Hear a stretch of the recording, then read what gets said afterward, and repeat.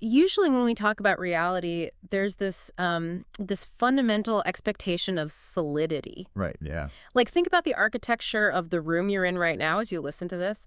You walk up to a brick wall, you press your hand against it, and it feels rough. Yeah, it pushes back Exactly. It actively pushes back against your palm, and you can point at it and confidently tell yourself, there it is. That is undeniably real. because it's comforting. Right. It's comforting because we desperately want the world to be tangible and, well, independent of us. We build our entire lives on that assumption, really. I mean, we operate on the premise that the physical universe exists out there precisely as we perceive it. Regardless of whether anyone's actually looking at it. Exactly. We treat the universe as this giant humming machine composed of independent, measurable parts. But the deeper you dig into this stuff, into cognitive science, quantum physics, even ancient philosophies, that comforting brick wall completely dissolve. It just vanishes. It does. You start running into this terrifying, mind-bending premise. What if everything you perceive right now, the room you're sitting in, the device playing this audio, even the physical boundaries of your own body,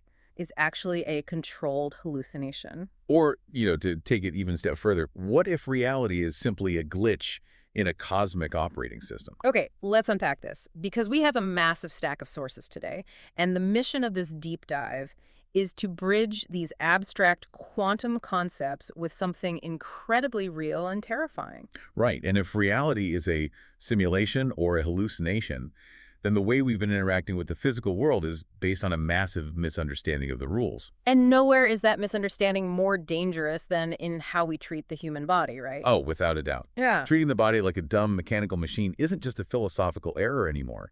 It's a mistake that is hurtling us toward a catastrophic biological blowback. Yeah, we're talking about the impending post-antibiotic era, antimicrobial resistance, or AMR. Which is projected to claim up to 39 million lives by 2050. It's just staggering. I mean, we're looking at a system failure on a global scale. We are. And to understand how we get out of this trap, we are going to rely heavily on the research of Dr. Srivatsa. The visionary behind all this. Exactly. He's a neonatal intensive care specialist. He spent 40 years on the front lines of modern medicine, so he's seen this system collapse firsthand. And what's wild is his approach. Like, he doesn't just look at the biology of the superbug. No, he looks at the hard problem of consciousness. He recognized that the glitches in our conscious perception are directly tied to how disease actually manifests and spreads. So he's literally using the architecture of human consciousness to design a system that restores human free will. Yes, to save modern medicine from basically wiping itself out. Right, but to even begin to understand how Dr. Srivatsa's system, which he calls Dr. Maya, actually achieves this, we have to dismantle your perception of reality first. Which is no small task. No, it's really not. So we have to start with the neuroscientist Anil Seth, because his research completely shatters this idea that your eyes are just passive windows letting the world in. Yeah, the classical view of perception is that your brain is like a camera. Light enters the lens, hits the retina, and the brain simply, processes the photograph. But Seth says it's the exact opposite. Right. Think about the physical reality of your brain for a second. It is sealed inside the bone vault of your skull. It's pitch black in there. And completely silent. Exactly. Your brain has never directly experienced the outside world. Never. All it receives are ambiguous, chaotic electrical impulses from your sensory organs. So it's essentially sitting in the dark trying to decode Morse code without a cipher. That's a great way to put it. It has to make a best guess. So the brain generates a constant top-down simulation of what it predicts is happening outside. Wait, so it's painting the picture first? Yes. It constructs the geometry of the room, it paints the colors, it synthesizes the sounds, it creates a full-scale virtual reality. Yeah. And then it uses the electrical signals coming from your eyes and ears merely to error-correct its hallucination. So when I look at, like, a red apple on my desk, Your brain is actively hallucinating that apple based on past experience. Your optic nerve is just sending back a signal saying, yeah, the sensory data matches your prediction. that is wild. You're quite literally dreaming with your eyes open. You are. And a great way to visualize this from the sources is the blind spot. Oh, right, because we all have that physical blind spot where the optic nerve connects to the retina. Exactly. There are no photoreceptors there. It is a literal hole in our physical vision. But you don't walk around seeing two black holes hovering in your field of view all day. Because your brain simply photoshops the background in. It invents the missing visual data based on the surrounding patterns. It's just filling in the blanks. Right.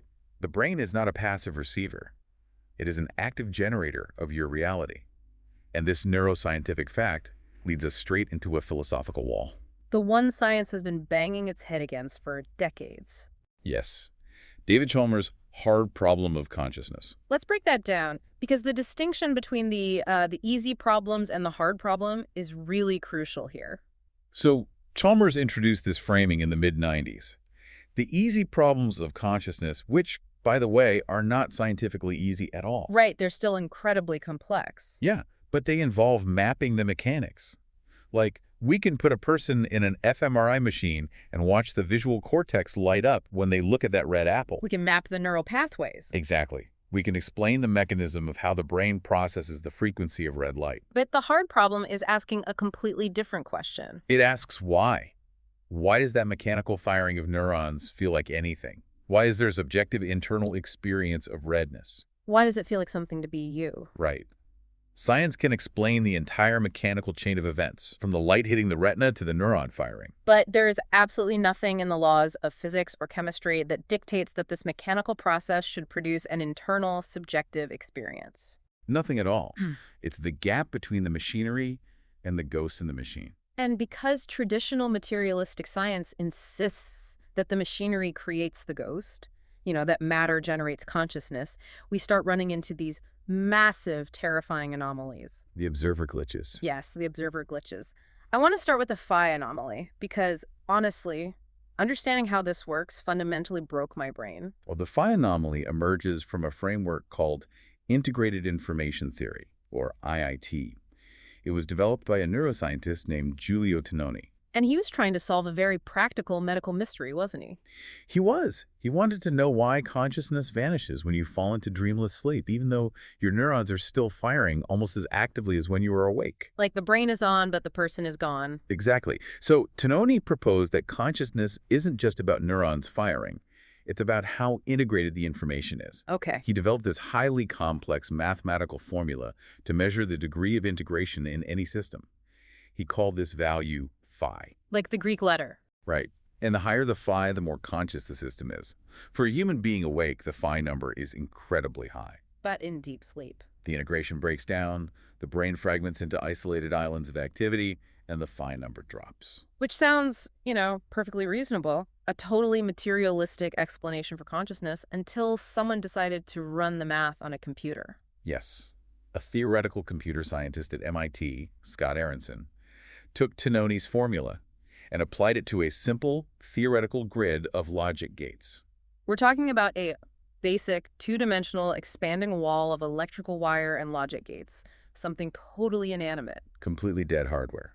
But when Aronson ran the math, the formula showed that this simple grid generated a phi number that expanded exponentially. Meaning what, exactly? Meaning it was mathematically more conscious than a human being. Okay, so according to the leading mathematical theory of consciousness, a literal wall of wiring is experiencing something. It has an internal state. That is deeply unsettling. I mean, it's just wires. It is, but it forces a confrontation with the limits of our science.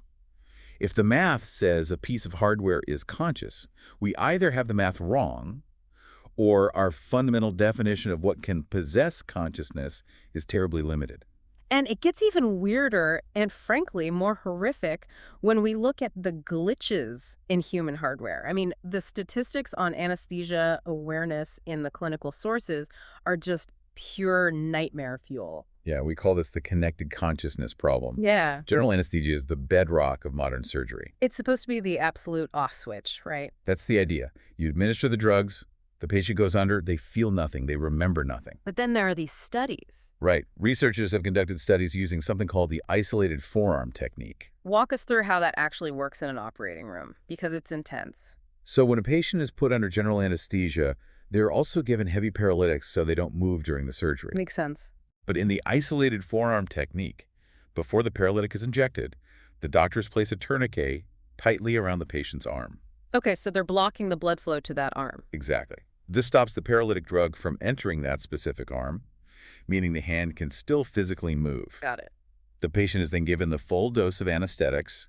Their brainwaves show they're completely unconscious, and the surgery begins. And then the doctor leans over and asks the unconscious patient a question. The doctor will say, "If you can hear me, squeeze my hand twice." Oh, man. And in these studies, approximately 1 in 20 patients, nearly 5%, squeeze the hand. 5%. Oh. They are awake. They are locked inside a paralyzed body experiencing the surgery. Yes, but when they wake up in recovery, they have absolutely no memory of it. None at all. None, because the anesthesia successfully wiped the memory-forming mechanisms of the brain, but it completely failed to extinguish the consciousness itself. That is terrifying. It implies the experience occurred, the pain and awareness were real, but the recording device just failed. Exactly. It suggests consciousness isn't something the brain simply switches on and off. It's something the brain is immersed in, and our drugs merely sever the communication lines. Which perfectly sets up the third glitch we need to talk about, the split brain anomalies. Right, this happens when the corpus callosum, that thick bundle of nerve fibers connecting the left and right hemispheres of the brain, is surgically severed. And they usually do this as a last resort to treat severe epilepsy, right? You essentially cut the brain in half. You do. And when you do that, you don't get a person with half a mind. You get two separate spheres of consciousness occupying the same skull. Because the two hemispheres can no longer communicate. Exactly. You see patients develop alien hand syndrome. Huh? A patient might go to their closet, and their right hand, controlled by the left hemisphere, will reach for a blue shirt. Okay. Simultaneously, their left hand, controlled by the right hemisphere, will reach up, smack the right hand away, and grab a red shirt. It's one human being, but two completely separate wills actively fighting each other. What all these glitches reveal the conscious grid, the awake, paralyzed patient, the divided brain, is a catastrophic failure of the materialist model. The standard model insists that the meat of the brain generates the magic of consciousness. But these anomalies suggest we have the entire equation backward. The meat doesn't create the magic. The magic is fundamental. And a neurophysiologist named Jacobo Grinberg spent his career trying to prove exactly this. He called it the observer effect. Grinberg was brilliant and highly controversial. He proposed the synergic theory.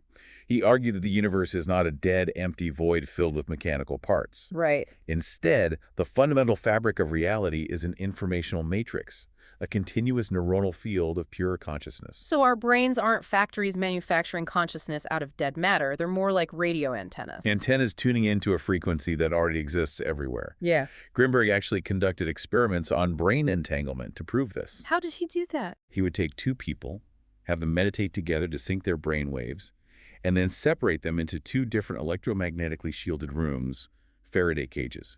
So no signals can get in or out. Exactly.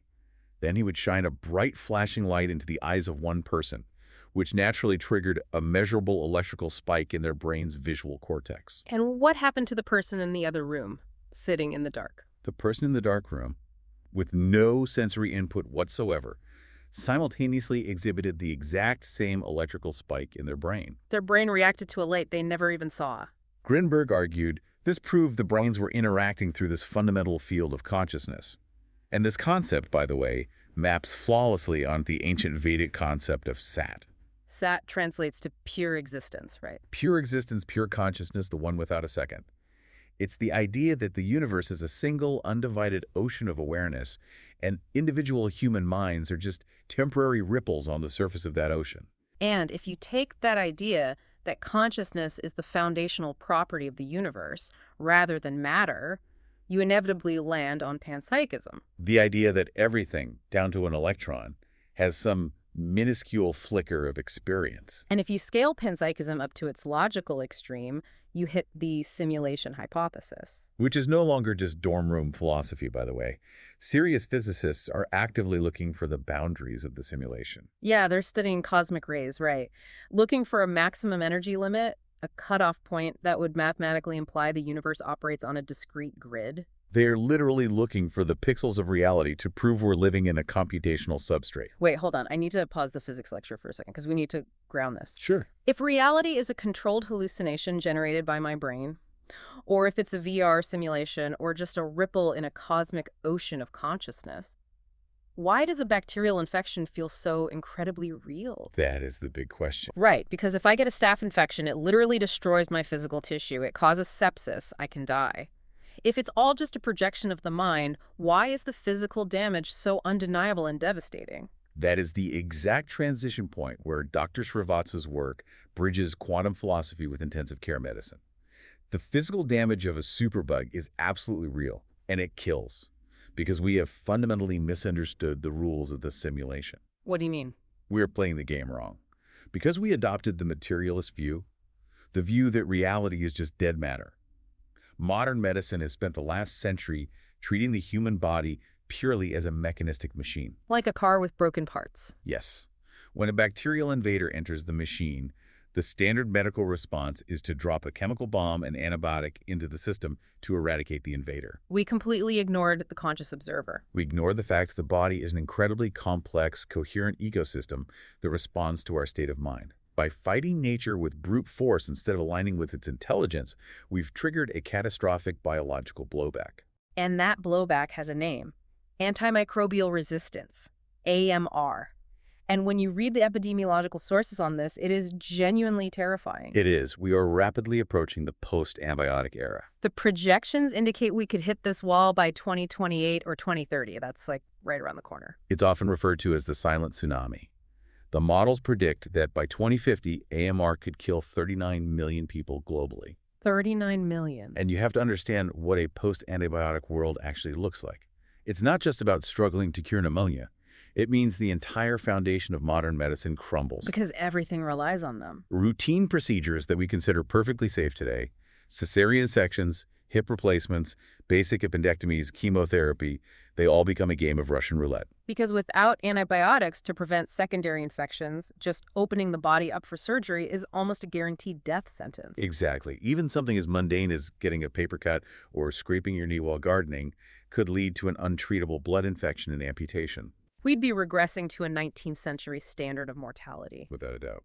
So how did we get here? How did the greatest medical miracle of the 20th century turn into a weapon that is actively destroying us? The sources lay the blame squarely on the current medical paradigm.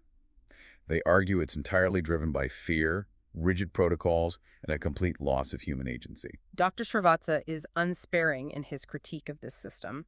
Modern healthcare has devolved into what he calls statistical morality.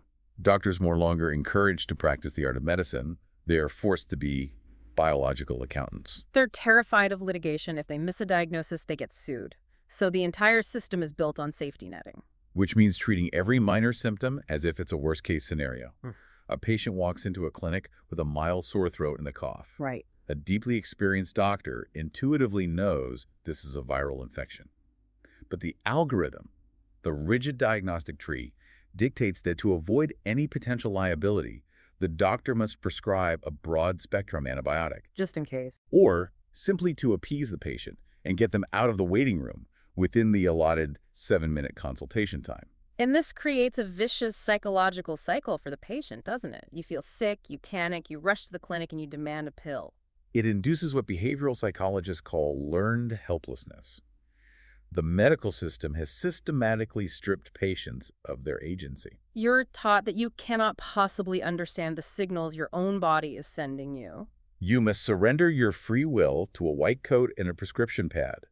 You become a passive consumer of healthcare rather than an active participant in your own biology. And that surrender, that deeply ingrained panic, fuels the demand for the millions of unnecessary antibiotic prescriptions written every single year. But the sources point out that this crisis has a much deeper philosophical root. Vedic philosophy calls this adharma. Dharma is the principle of cosmic order, right? Harmony, acting in alignment with nature. Yes, and adharma is the violation of that natural order. It is arrogance. It is attempting to dominate nature rather than participate in it.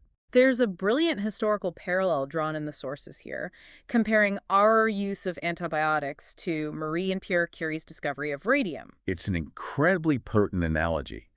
When the Curies discovered radium, society viewed it as a magical life force.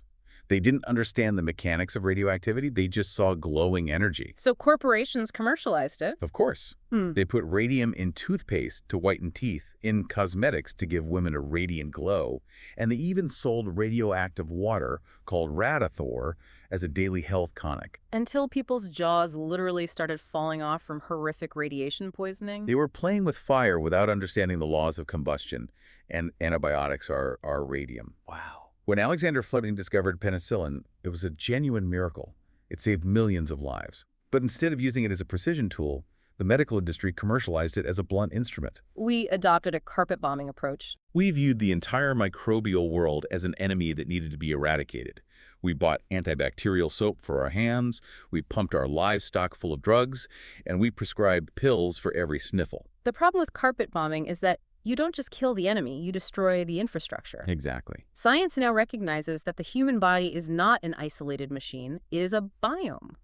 You have roughly 39 trillion bacterial cells living inside you and on your skin. You are an ecosystem. Your gut microbiome regulates your immune system, it synthesizes your vitamins, and it even produces your neurotransmitters like serotonin. So when you take a broad-spectrum antibiotic for a minor viral infection, which the drug can't even cure, by the way, you are dropping a nuclear bomb on your internal ecosystem. You decimate the beneficial bacteria that keep you healthy. And worse, you apply extreme evolutionary pressure to the surviving bacteria. Exactly. Bacteria are incredibly resilient. Through a process called horizontal gene transfer, bacteria can literally swap strands of DNA plasmids with each other. So they show the cheat codes. Right. When you flood the environment with antibiotics, the few bacteria that possess a genetic mutation allowing them to survive will rapidly multiply. And then they share that resistance gene with completely different species of bacteria. This is how a normal staph bacteria evolves into MRSA, a superbug. We engineered our own executioners. And because of this widespread adharma, this violation of the biological order, our modern healthcare infrastructure is actually becoming the most dangerous place you can be. Dr. Srivatsa describes crowded hospital waiting rooms as amplification zones. Let's walk through the reality of a modern hospital visit. You wake up feeling slightly unwell, you have a minor fever, maybe a viral bug. Because of your learned helplessness, you panic. You go to a crowded district hospital or an urgent care clinic.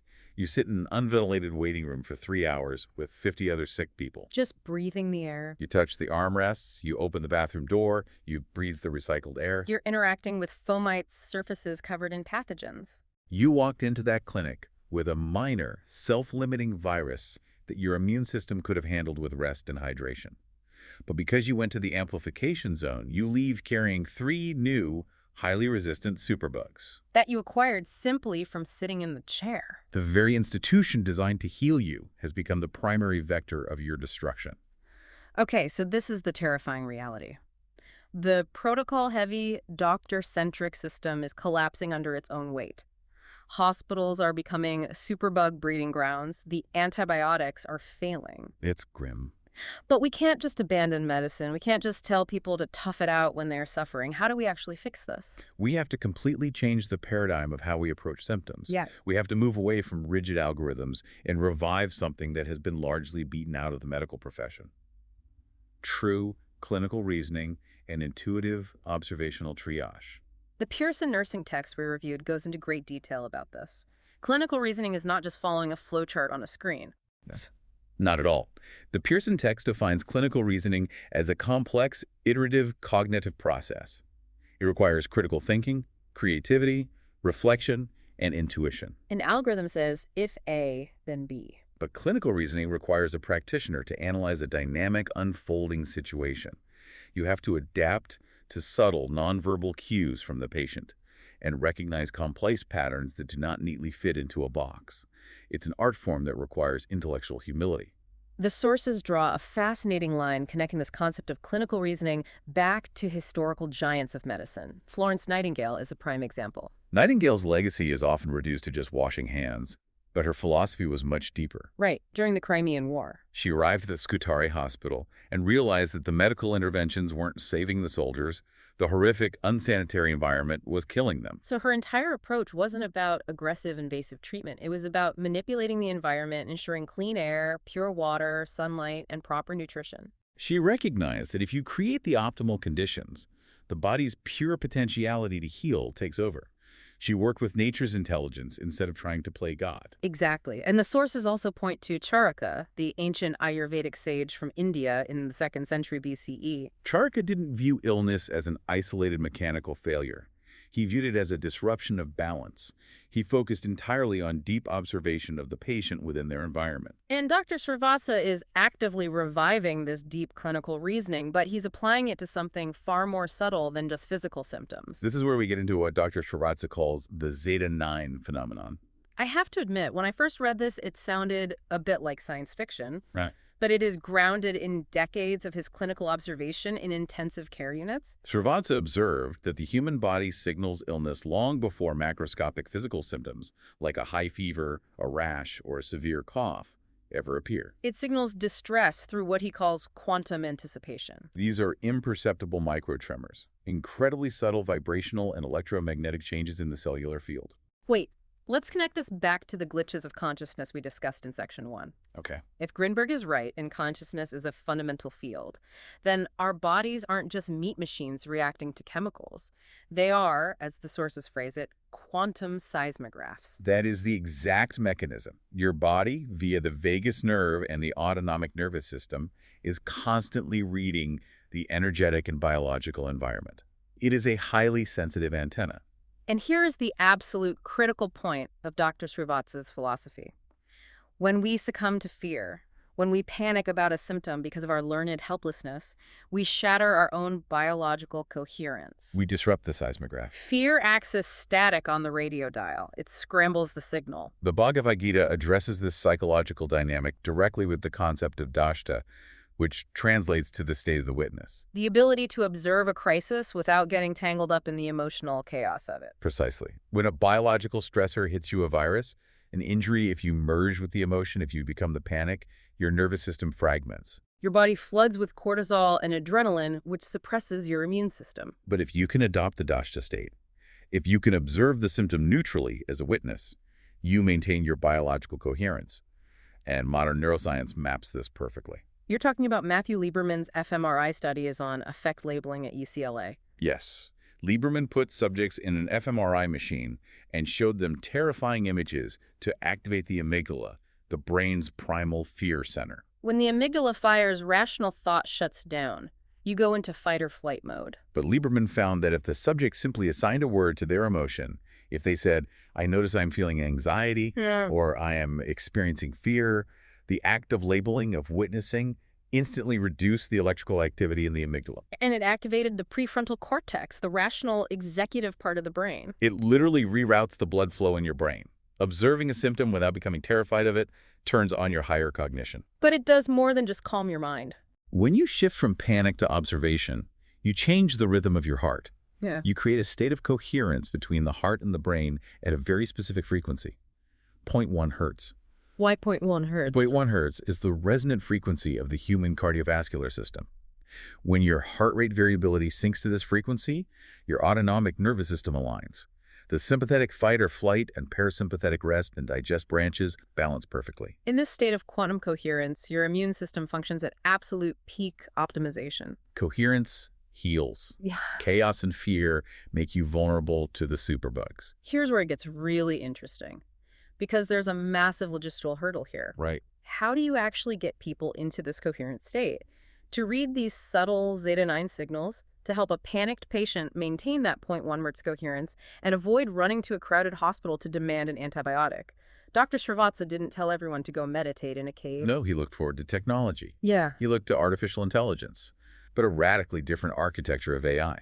Srivatsa understood a brutal logistical truth. You cannot put a veteran clinician with 40 years of intuitive diagnostic experience in every single rural village in India, or every slum in Africa, or every airport terminal in the world. It's impossible. But you can encode the architecture of that clinical reasoning. Oh. The challenge was, how do you scale ancient wisdom and intuitive triage to billions of people, particularly those who are poor, illiterate, and completely cut off from traditional medical infrastructure? You take the genius of the clinical mind and you put it in a box. You build the Dr. Maya system.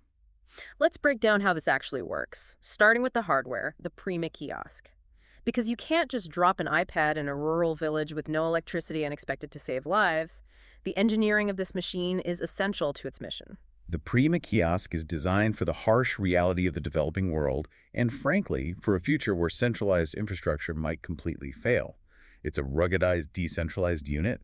It is completely solar-powered, meaning it operates entirely off the grid. And crucially, it doesn't rely on cloud computing, right? That is its greatest strength.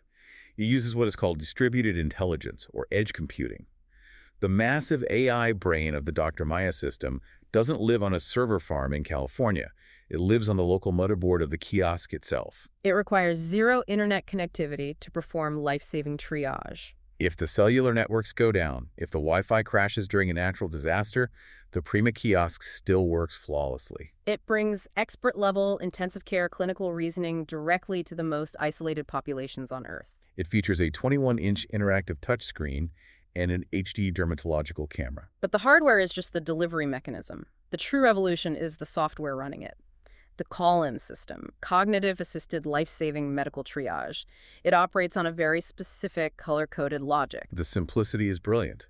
The system asks the user, who may have very low health literacy, to input 3 primary symptoms through a highly intuitive visual interface. Based on the pattern of those symptoms, it outputs a color. And this isn't just a basic symptom checker. This is a behavioral retraining tool designed to break learned helplessness. Let's start with green. Green is the baseline. Green indicates that the illness is minor, safe, and self-limiting. It tells the patient, you have a standard viral infection or a minor ailment. You can manage this at home with self-care, hydration, and rest. So the AI is actively telling the patient, do not go to the doctor. Do not ask for an antibiotic. Exactly. It provides authoritative reassurance. By definitively telling the patient they are safe, it instantly reduces the amygdala activation. It breaks the fear addiction. It restores the patient's confidence in their body's innate, pure potentiality to heal. It brings them back to that 0.1 hertz coherence. Then you have yellow. Yellow means caution.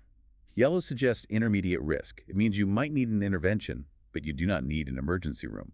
The system directs you to consult a local pharmacist or a nurse practitioner and tells you to monitor your symptoms for changes. It efficiently diverts non-critical cases away from the overwhelmed hospital system, preserving resources. Red is unambiguous. Red means you are experiencing a serious, life-threatening emergency, a myocardial infarction, severe trauma, a stroke. The system knows its limits.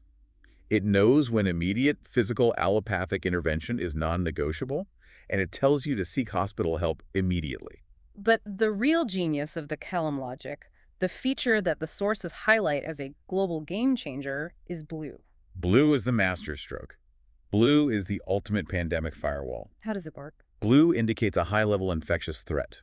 If the AI detects a pattern of symptoms that suggests a highly contagious pathogen like a novel coronavirus, Ebola, or a drug-resistant superbug, the screen flashes blue. And what's the protocol for blue? The instruction for blue is absolute. Isolate at home immediately. Do not move. You will be connected to a doctor remotely via telemedicine. Wait, what if the patient is experiencing an emergency? What if they have a highly infectious disease, but they are also struggling to breathe? Does blue override red? Yes, blue overrides red and it overrides yellow. This is the massive paradigm shift in epidemiological logic. If you are harboring a highly contagious superbug, going into a physical emergency room is the absolute worst possible action you can take. You will infect the triage nurses, the doctors, and the immunocompromised patients in the ward.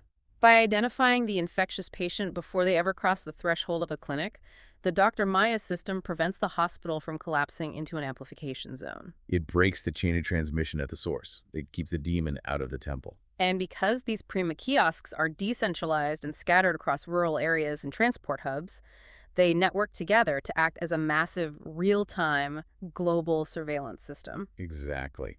While the triage happens locally without the internet, when the kiosk does periodically connect to a network, it uploads anonymized metadata. It aggregates the color signals. If a kiosk in a remote village in Southeast Asia suddenly registers a massive, unseasonal spike in blue and red signals, the global system spots the geographical cluster instantly.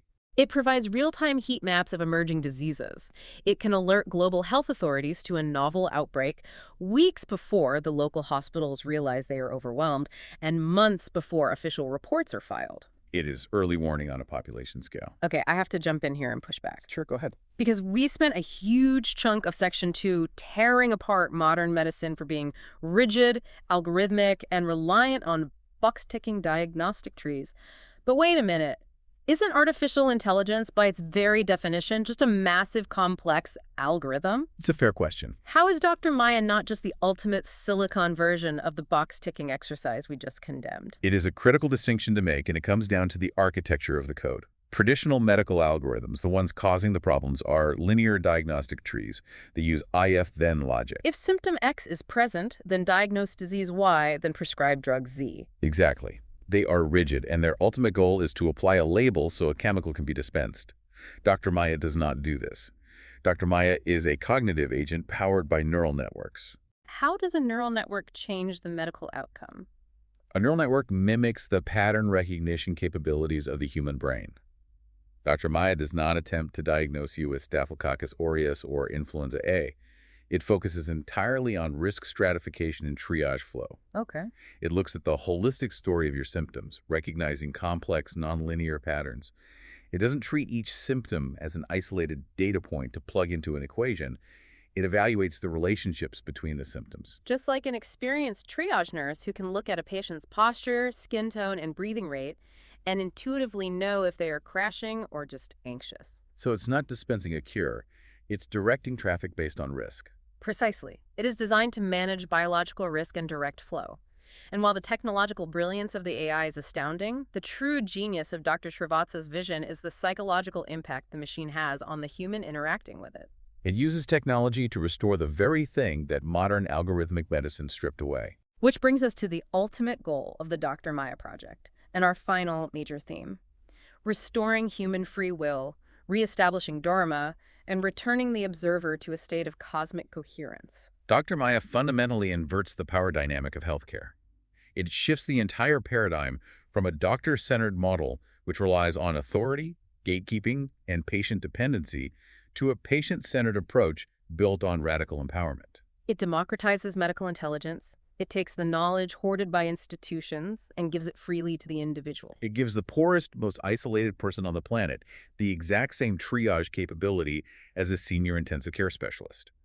By explicitly teaching people how to differentiate real, life-threatening dangers from minor, self-limiting ailments, by giving them that green light of reassurance, Dr. Maya systematically dismantles the panic. And when you eradicate the panic, you eradicate the fear addiction that drives the millions of wasted consultations and the catastrophic overprescription of antibiotics. You restore the patient's free will. They're no longer a passive, terrified victim trapped in a confusing, bureaucratic labyrinth. They become an active, informed, coherent participant in their own biological reality. This functional empowerment has profound spiritual implications, which the sources explore through a deeply beautiful mythological lens.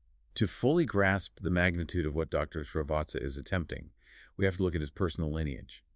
He descends from the Katyali Upadhyaya Brahmin priests. For 600 continuous years, his ancestors have been connected to the Uluru Kartikeya temple in India. Kartikeya is a highly significant figure in Hindu mythology. He is the deity of both war and healing, right? Yes, he is the commander of the celestial armies, and his primary weapon is a divine spear called the Trishula. In the mythological text, Kartikeya doesn't just fight for the sake of violence.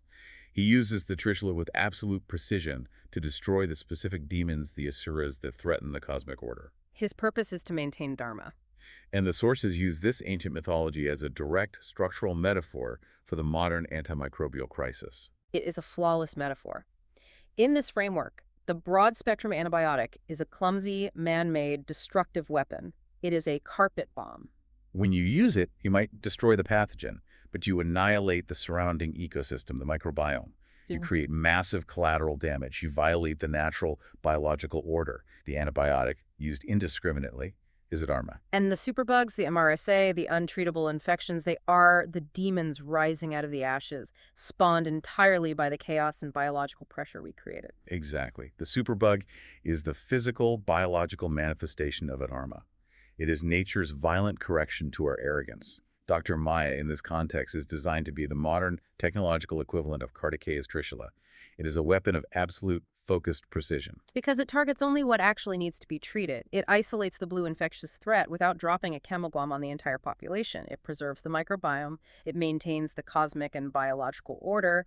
It aligns medicine back with Dharma. If we tie this all the way back to the beginning of our deep dive, back to the observer effect, Jacobo Grinberg's neuronal field, and the glitches of consciousness. By removing the static of fear, by providing clear, actionable, color-coded intelligence, Dr. Maya allows the panicked patient to remember how to be the witness. It allows them to become the coherent observer of their own health. You are no longer fragmented by terror. You are guided back into that zero point 0.1 hertz state of calm cardiovascular observation where the immune system can actually do its job. The Dr. Maya system relies on two profound philosophical principles: the law of least effort and the law of pure potentiality. It doesn't arrogantly attempt to force a chemical cure upon the body.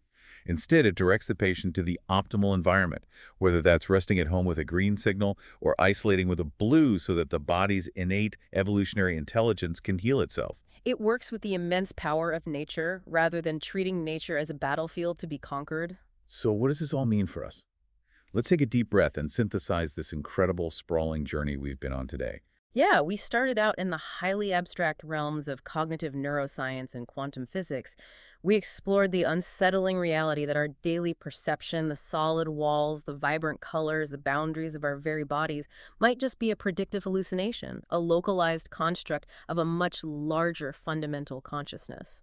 We examined the undeniable glitches in that materialist construct, from paralyzed, anesthetized patients responding to questions, to mathematical equations proving that inanimate grids possess consciousness, to the split-brain patients battling themselves. The evidence continually points to the fact that the mind is a foundational substrate of reality, not just an accidental byproduct of biological machinery. And then we crashed headfirst into the terrifying, highly tangible reality of the post-antibiotic era.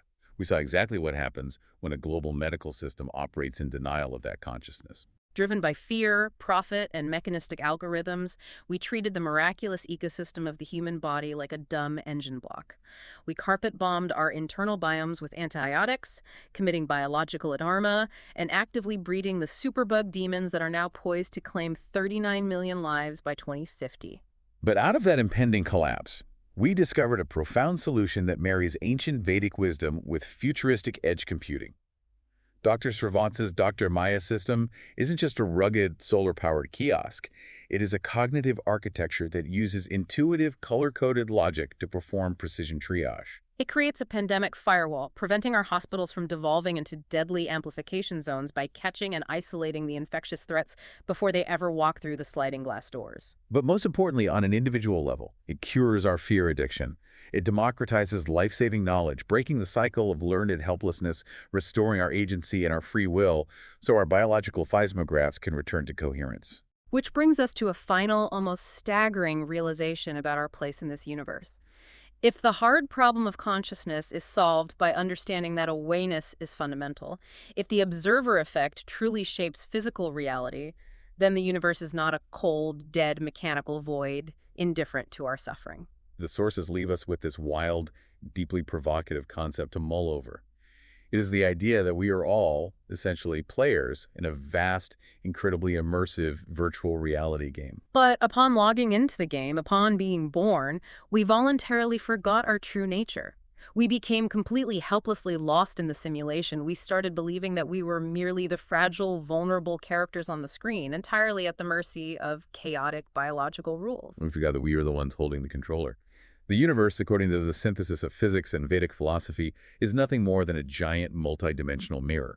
It effortlessly reflects our collective state of consciousness back to us in physical form. If we approach our health and our world with terror, fragmentation, and a desperate, arrogant desire to dominate nature, if we are full of fear, the mirror has no choice but to reflect that fear back to us. It manifests as invincible superbugs, collapsing hospital systems, and global pandemics. But the inverse is also true. If we approach our bodies with coherence, with the calm observation of the witness rather than the panic of the victim, with a deep respect for the natural ecosystem, if we align our actions with Dharma, the mirror reflects healing, balance, and pure potentiality. Dr. Maya, at its core, isn't just a medical device designed to save 39 million lives. It is a cognitive tool designed to wipe that mirror clean. It removes the paralyzing static of fear so we can clearly interpret the signals our bodies are sending us. It is a technological reminder of who we actually are. So, as you go about the rest of your day, as you look at the architecture of the room around you, as you feel the complex sensations vibrating within your own body, I want to leave you with this final question. Are you ready to see your true reflection? The next time a symptom arises, or a global crisis hits the news, are you just going to be a panicked character on the screen, reacting blindly to a broken system? Or are you ready to remember that you are the player holding the controller, capable of writing the code of your own reality?